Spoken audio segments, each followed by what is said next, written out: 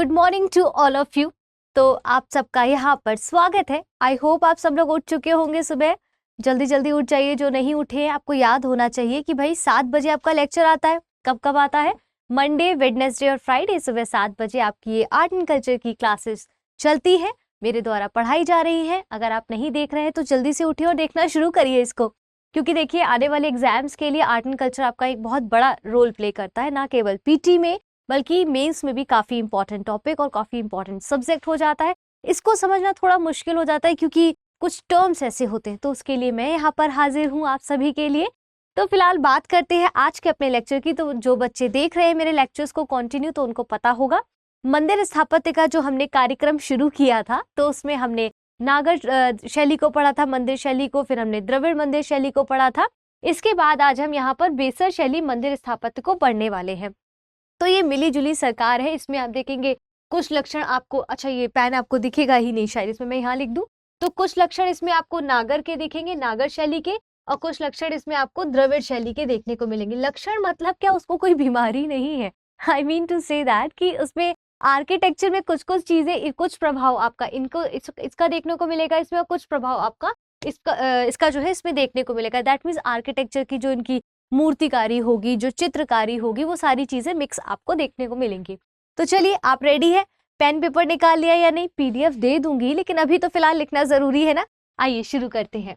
देखिए, जिन बच्चों को नहीं पता है और अगर आपको लगता है कि आपको पीडीएफ नहीं मिल पा रहे हैं मेरे द्वारा पढ़ाए गए लेक्चर्स के, तो आप मुझे शिल्पी वर्मा 22 जो मेरा टेलीग्राम चैनल है उस पर फॉलो कर सकते हैं, उस चैनल पर फॉलो कर सकते हैं। वहां पर आपको मेरे द्वारा पढ़ाए गए हर लेक्चर का पीडीएफ मिलता रहेगा। फेसबुक और इंस्टाग्राम पे आप मुझे फॉलो कर सकते हैं। वहां पर अगर कोई क्वेरी है तो आप मुझसे पूछ सकते हैं पढ़ाई से संबंधित, तो मैं जरूर आंसर देने की कोशिश करूंगी। आइए, एज यू नो दैट कि बैच 4 हमारा स्टार्ट हो चुका है। सही गाइडेंस के लिए सही समय पे सही जो है निर्णय ले लिया जाए तो बेहतर होता है। तो आपका बैच 4 स्टार्ट हो चुका है। अभी तक एडमिशन नहीं लिया है तो उसमें प्लीज एडमिशन ले सकते हैं। लास्ट डेट इसकी 30 अप्रैल है।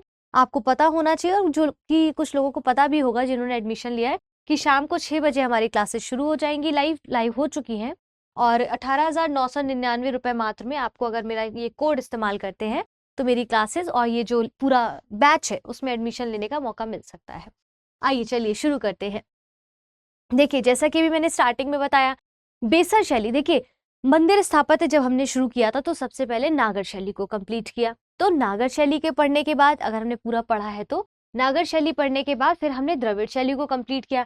यहाँ पर ये तीनों का पिक्चर्स लाने का मतलब ये है, आप देखेंगे इसका स्ट्रक्चर कितना अलग है नागर शैली का। वहीं आप द्रविड़ यानी कि साउथ की बात कर रहे हैं, साउथ के मंदिर की बात कर रहे हैं, ठीक है। इसके बाद बेसर शैली, इन दोनों को मिला के ये दोनों शैलियों का जो मिश्रण है वो आपका बेसर शैली के अंतर्गत देखने को मिलता है। देखिए, इसका स्ट्रक्चर काफी अलग है, इसका अलग है, लेकिन दोनों का मिक्सचर इसमें क्या है, उसके विमान, उसके मंडप, उसका शिखर, उसका गर्भगृह, उसका प्रदक्षिणा पर इत्यादि चीजें कुछ कुछ किसी किसी और शैली से मिलती रहेंगी। तो आइए शुरू करते हैं बेसर शैली को बेसिकली आज यहाँ पर। तो ये अंतिम है मंदिर स्थापत्य की बेसर शैली, ये आखिरी शैली है जिसको हम यहाँ पढ़ेंगे, फिर हम एक नया टॉपिक लेकर आएंगे, ठीक है। और द्रविड़ और नागर शैली के संगम को ही हम देखते हैं, इसका विकास हुआ किसका, बेसर शैली का। अब जैसे हमने देखा था विस्तार, अब इस शैली का विस्तार कहाँ से कहाँ तक देखने को मिलता है, तो ठीक है। तो मैंने आपको नागर और द्रविड़ में भी बताया था। जैसे नागर का आपने देखा था हिमालय से विंध्य पर्वत तक, द्रविड़ का जो कृष्णा नदी से आप देखेंगे कन्याकुमारी तक था। वहीं यहाँ पर हल्का फुल्का अगर हम देखें, विंध्य पर्वत से लेके कृष्णा नदी तक आपको यहाँ पर किसका, बेसर शैली के जो मंदिर है ना वो देखने को मिलते हैं। बेसर शैली पर आधारित आपको यहाँ पर मंदिर देखने को मिलते हैं। थोड़ा बहुत ऊपर नीचे हो जाए तो आप देख लीजिएगा, तो इस तरह से है। तो यहाँ पर आपको ज्यादातर इसके मंदिर देखने को मिलते हैं, यही कह रहे हैं, विंध्य पर्वत से कृष्णा नदी के मध्य में। अब 6वीं शताब्दी में क्या हुआ, मंदिर निर्माण की शैली की शुरुआत हुई और धारवाड़ के ऐहोल और बादामी क्षेत्र में हुई, लेकिन 7वीं सदी में पट्टन कल क्षेत्र में इसका विकास बड़े पैमाने पर हुआ। तो जैसे बाकी में देखा था कि किसके समय काल में, किस शासक के काल में किन किन नागर शैली या फिर द्रविड़ शैली का विकास हुआ या उप शैलियों का विकास हुआ, तो जैसे जैसे डायनेस्टीज वाइज चेंज होते गए, यहाँ पर इन मंदिरों का निर्माण की जो कला है वो भिन्न भिन्न होती गई। इसको कर्नाटक शैली या चालुक्य शैली भी कहा जाता है। तो यूपीएससी तो ऐसी जगह से ही प्रश्न पुट करते हैं, तो आपको ध्यान रखना है कि बेसर शैली को आपको क्या क्या कहते हैं, कर्नाटक शैली और चालुक्य शैली भी कहते हैं, ठीक है। इस शैली के मंदिर जो है, इसको मैं साइड करती हूँ, तो इस शैली के मंदिर जो है कर्नाटक में विशेष रूप से प्रचलित है, जिससे चालुक्य या होयसल राजाओं के द्वारा संरक्षण प्रदान किया।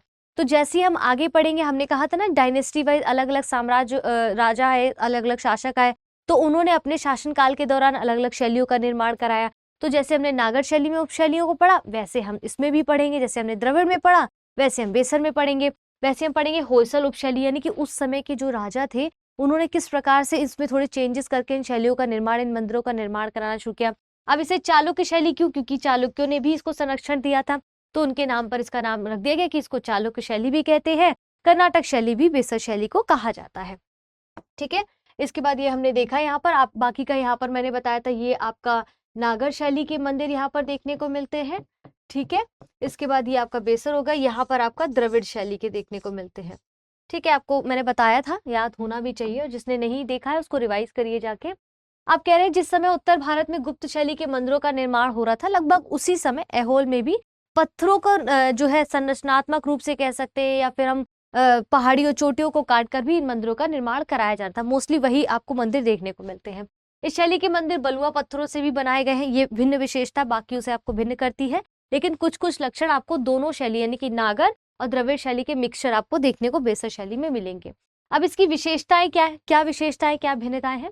तो इस शैली के मंदिर में जो विमान और मंडप है उसको अधिक महत्व दिया जाता है। बच्चों, हमने देखा था विमान मतलब शिखर, जैसे हम द्रविड़ शैली में गए थे तो इसको विमान कह दिया गया था, याद होना चाहिए आप लोगों को। और इसको नागर शैली में क्या कहते हैं? शिखर कहा गया है। ठीक है, तो यहाँ पर कह रहे हैं इस मंदिर शैली के विमान और मंडप, मंडप क्या थी? अब मंडप देखिए, ये देखिए, ये मंडप मतलब जो ये सभा भवन होता है इसको मंडप कहा जाता है। सभा भवन होता है, ठीक है, इसको मंडप कहा जाता है। लेकिन ये किसमें? नागर शैली में इसको जो है सभा भवन यानी कि मंडप कहा जाता है, इसको मंडप कहते हैं। लेकिन जैसे ही आप साउथ के मंदिरों में देखेंगे ना, पूरे मंदिर को ही मंडप कहा जाता था। डिफरेंस समझिए। नागर शैली में क्या होता था, ये जो सभा भवन होते थे जहां पर श्रद्धालु अपनी जो है प्रतीक्षा करते थे अपनी बारी आने का, तो इसे मंडप कहा जाता था नागर शैली में। लेकिन परिभाषा बदल गई। साउथ में आप देखेंगे, दक्षिण द्रविड़ शैली में तो पूरे मंदिर को ही उन्होंने मंडप कह दिया, लेकिन यहाँ पर इस मंडप की बात कर रहा है तो इसको अधिक महत्व दिया जाता है। ठीक है, इसके प्रदक्षिणा पथ खुले हैं। नागर शैली में भी ऐसी होता था, लेकिन द्रविड़ शैली में कहीं कहीं पर प्रदक्षिणा पथ, ये मंदिर के आसपास चक्कर लगाने के लिए इसको प्रदक्षिणा पथ कहते हैं बच्चों। ठीक है, तो आप कह रहे हैं कि यहाँ पर जो प्रदक्षिणा पथ होते हैं वो खुले हुए होते हैं, जबकि द्रविड़ शैली में ये बंद होते थे, मतलब उन पे छत होती थी घूमने के लिए। जैसे हमने सांची के स्तूप में देखा और बाकी के स्तूप में भी देखा था, चैत्य में देखा था, उसी प्रकार से यहाँ पर भी प्रदक्षिणा पथ की बात कर रहे हैं। ठीक है, बेसर शैली के मंदिरों के छत, दरवाजों और खंभों पर बारीकी नक्काशी देखने को मिलती है। आप देखेंगे कि मैंने बताया था किसी भी शैली पर आधारित जो स्थापत्य है, अगर उसमें इस तरह की चीजें मिल रही हैं तो समझ जाइए उसकी आर्थिक स्थिति को दर्शाया गया है, वहां पर उसकी भव्यता को दर्शाया गया है। तो आप ये द्रविड़ शैली के कुछ लक्षण है बेसर शैली में। ठीक है, तो दरवाजों पर, खंभों पर बारीकी नक्काशी देखने को मिलती है। जैसे द्रविड़ शैली में काफी भव्य आपको तोरण और मीनाक्षी मंदिर का अगर उदाहरण ले तो देखने को मिलता है, उसी प्रकार से यहाँ पर कहा गया है। अब इसके कुछ मंदिर हैं जैसे द्रविड़ शैली। अब ये बहुत इंपॉर्टेंट है क्योंकि पीटी में सीधे दे देते हैं कि बेसर शैली के मंदिर के कुछ उदाहरण दे दिए, आपको द्रविड़ शैली के मंदिर को उदाहरण दे दिया, और मिक्स करके आपसे पूछा जाता है चलिए बताइए कैलाश का जो मंदिर है एलोरा का, वो किसका है, कहाँ पर है, किस शैली से संबंधित है। ठीक है, मीनाक्षी का मदुरई का जो मीनाक्षी मंदिर है वो कहाँ का है, बहुत सारे ऐसे, तो वो चीज आपको याद रखनी। जैसे बादामी का जैन मंदिर, ये कर्नाटक में बेसर शैली से संबंधित है, पिक्चर आप देख पा रहे हैं। एहोल का लांडखा मंदिर जो है वो कर्नाटक में, ये भी बेसर शैली से संबंधित है। डंबल का डोडा वसप्पा मंदिर, विरूपाक्ष मंदिर, ये देखिए कितनी भव्यता है उनके, जो ये तोरण है, जो बड़े बड़े जो इनके तोरण है उस पे देखिए कैसे पिक्चर्स कलाकारियां की गई हैं। तो ये भव्यता आपको बेसर शैली द्रविड़ शैली में देखने को मिलती है, उसका मिक्सचर ही है ये। ठीक है, दोनों शैली। मेघुती का जैन मंदिर, ये एहोल कर्नाटक में है, ये भी कर्नाटक में। महाकुटेश्वर मंदिर, ठीक है, इनको कैसे एक ही चट्टान को काट कर निर्मित किया गया, उस पर कैसे भव्य जो है पिक्चर्स को, मूर्तियों को बनाने का प्रयत्न किया गया है। क्लियर है? अब देखिए जैसे यहाँ पर था, अब कुछ कुछ मंदिर ऐसे भी जो खंभों पर, मतलब इस तरह से स्तंभों पर बनवाए गए हैं, क्या बोलेंगे इसको, स्टेजेस पे बनवाए गए हैं। तो ये क्वालिटी आपको कहाँ देखने को मिलती थी? नागर शैली में। ठीक है, उसके भी कुछ लक्षण आपको देखने को मिलते हैं यहाँ पर। इसके बाद होयसल उपशैली, ये 11वीं। अब देखिए भाई, होयसल और चालुक्य की बात की गई थी ना, इन लोगों ने संरक्षण प्रदान किया था इस मंदिर शैली को, किसको? बेसर शैली को। तो यहाँ पर अब उस डायनेस्टी में उस राजा ने क्या काम किया इस शैली के अंतर्गत, वो यहाँ बताया जा रहा है। छोटा सा टॉपिक है, अगर जल्दी समझ लेंगे तो बेहतर है, कुछ खास इतना परेशान होने की इसमें जरूरत नहीं है। तो 11वीं से 14वीं सदी में होयसल शासकों ने मध्य द्वार जो है समुद्र के होयसलों द्वारा विशिष्ट शैली को इसको विकसित किया गया। इस कला का विकास कर्नाटक के मैसूर क्षेत्र के निकट किया गया, इसीलिए इसको कर्नाटक शैली भी कहा गया है। अभी हमने देखा था हेलेवेड, बेलूर और श्रृंगेरी जैसे प्रमुख स्थल इस शैली के प्रमुख केंद्र भी हैं, तो हमने वो देखा ही था। ठीक है, इस शैली के अंतर्गत गर्भगृह का वर्ग जो है वो घूमता हुआ बना, जिससे तारों की आकृति के मंदिर का निर्माण किया गया। अब गर्भगृह मैंने बताया था शिखर, और यहाँ पर ये मंडप होता है। ये गर्भगृह हमेशा शिखर के नीचे ही होता है, यानी कि मंदिर का सबसे पवित्र स्थान क्या माना जाता है?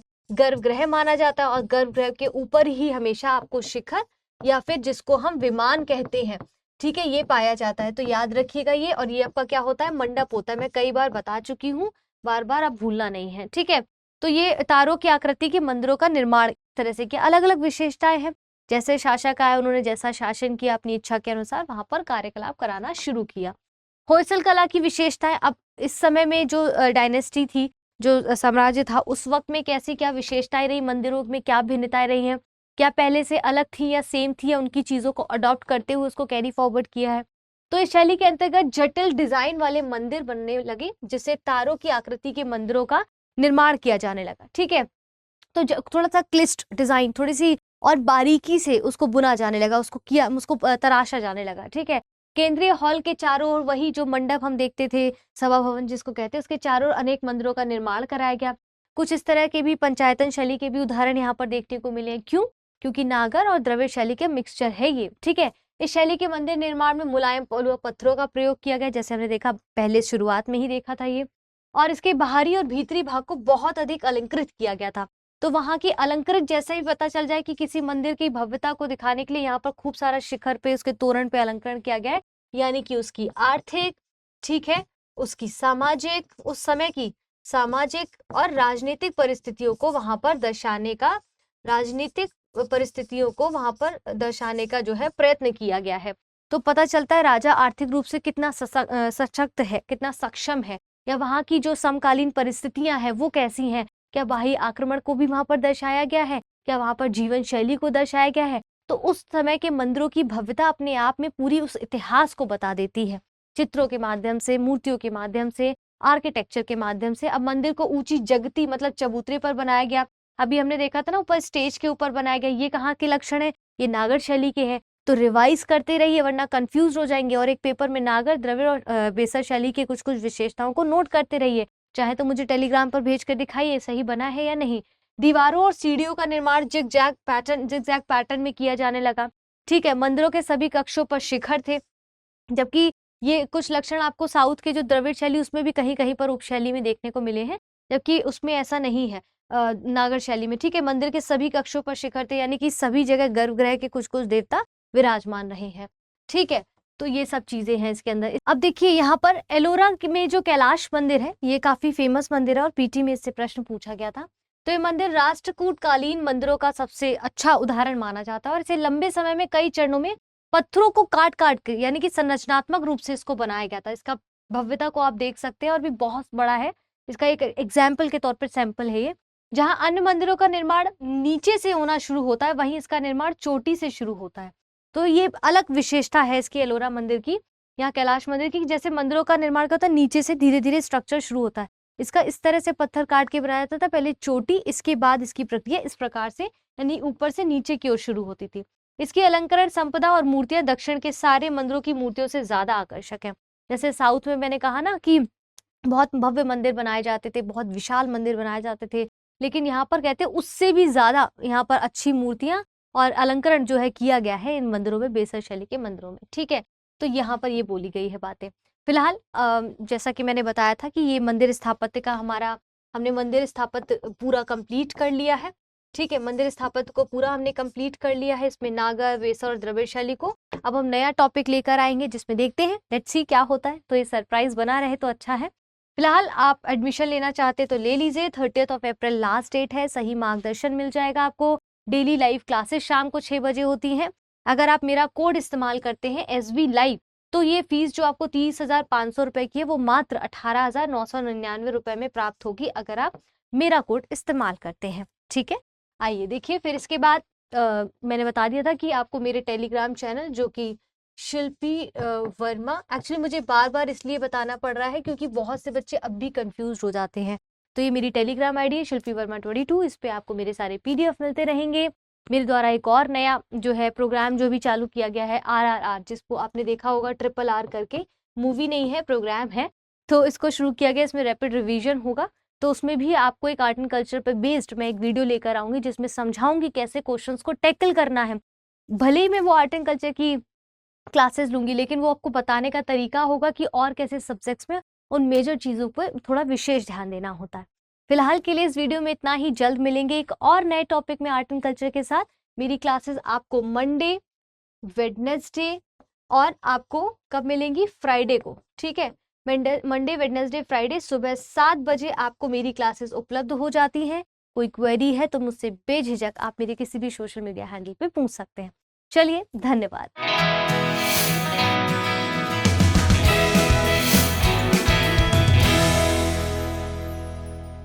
हिंदी में यूपीएससी की तैयारी से संबंधित प्रोग्राम्स को देखने के लिए सब्सक्राइब करें स्टडी IQ IAS हिंदी।